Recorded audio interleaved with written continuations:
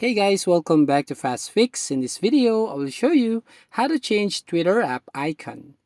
So first, you need to open your Google Play Store and try to download a third-party app. So go right here in the search box and type X icon changer. And then from here, you need to download this application. And then once you've done, tap on this open.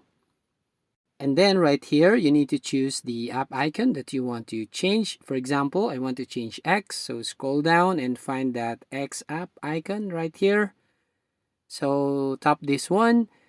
And then you'll find this page right here. So just want to tap on this photo to get the icon from my gallery. So tap on gallery. And here need to watch some ad to activate this feature. And then once you've done watching ad, you can now go to gallery and choose the icon. So you can see, you can now edit it. You can change the color shape. Now once you've done, tap on done at the top right. And then from here, you can change also the app name. For example, I want to name this as Twitter and then tap on OK at the top right. And then once you tap on that OK button, you need to set the system settings. So let's go to the other permissions.